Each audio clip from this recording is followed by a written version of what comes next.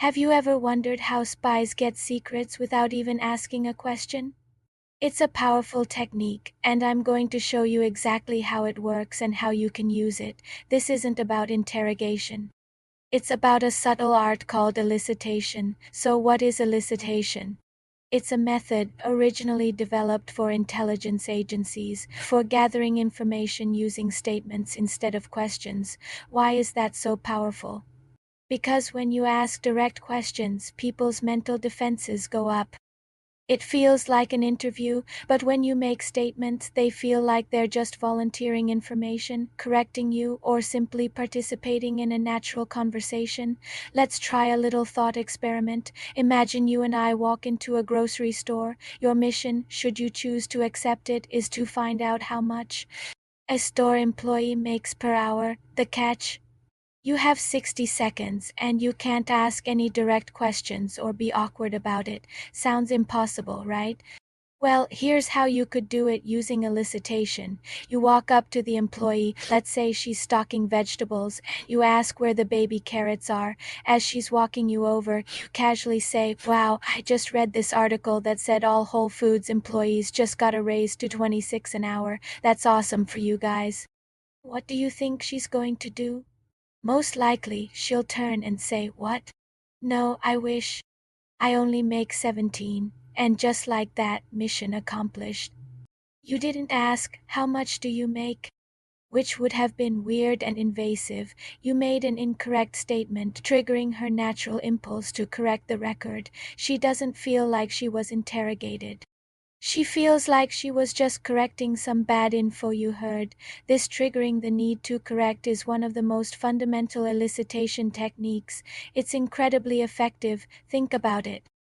If you got into an Uber and said, "I just saw a survey that said Uber drivers are the most satisfied employees in the entire country," you're almost guaranteed to get a real, unfiltered response. The driver will likely say, "Where did you read that?"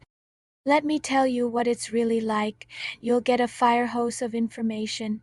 This tactic was used by Soviet spies during the Cold War. A spy dressed casually in a touristy shirt would sit next to a slightly tipsy US Navy sailor at a bar in some foreign port.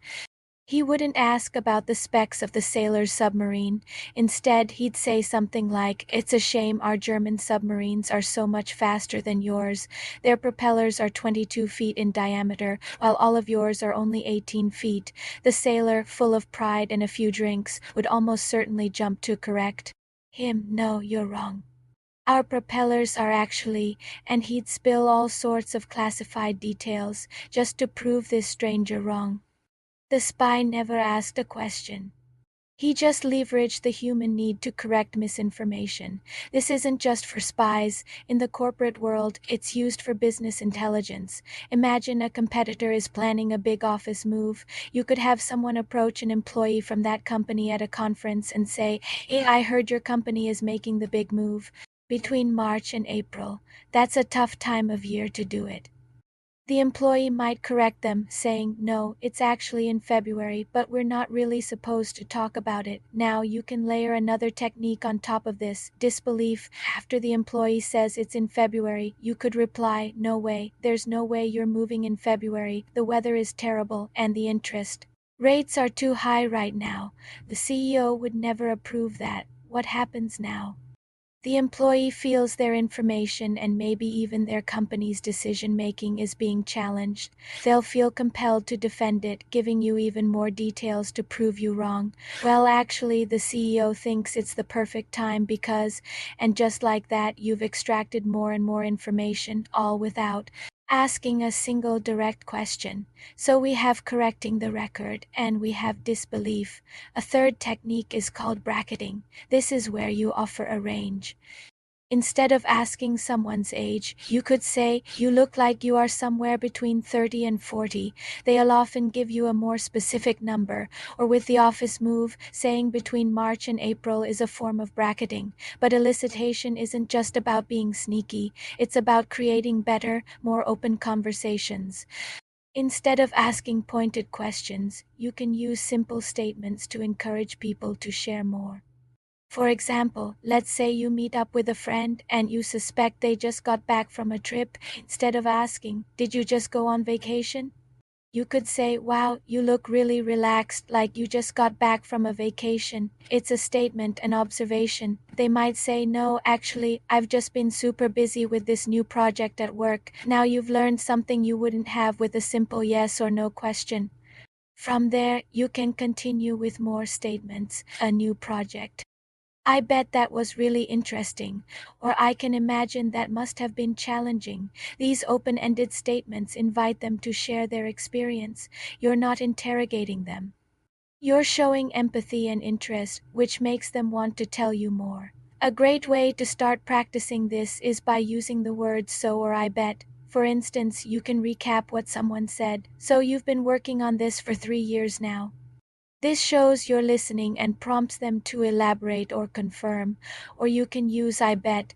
"I bet that was a lot of hard work. I bet you had some crazy experiences doing that. I bet there were still some challenges along the way." These statements are like keys that unlock deeper layers of a story. They feel supportive, not intrusive. Let's say I see you drinking coffee. I make a statement. "I bet you hate that coffee. If you do hate it, you'll agree and maybe tell me why." "Yeah, it's pretty terrible. If you love it, you'll correct me." "No, actually, it's my favorite." Either way, you've shared your opinion without me asking. I can then follow up with another statement. "I can imagine you are the kind of person who likes their coffee a very specific way, and you might just tell me exactly how you take it." Now you might be thinking, not just ask, "How do you like your coffee?" And that is a great point. For non-sensitive topics like coffee, direct question is perfectly fine. The rule of thumb is this: the more sensitive the information you're seeking, the fewer questions you should ask. Elicitation is a tool for when you want to lower someone's guard. For when a direct question might shut the conversation down, it's for navigating delicate topics, whether in a business negotiation, a personal relationship, or just trying to understand someone better without making them feel like they're under a microscope.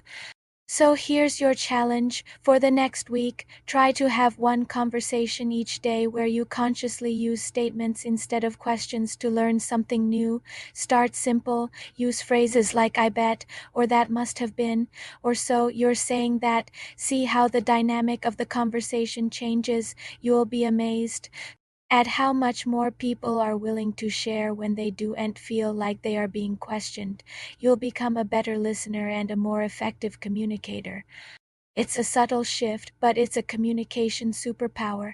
Give it a try and see what secrets you can unlock. Thanks so much for watching, and if you found this useful, make sure to like and subscribe for more insights like this. See you in the next video.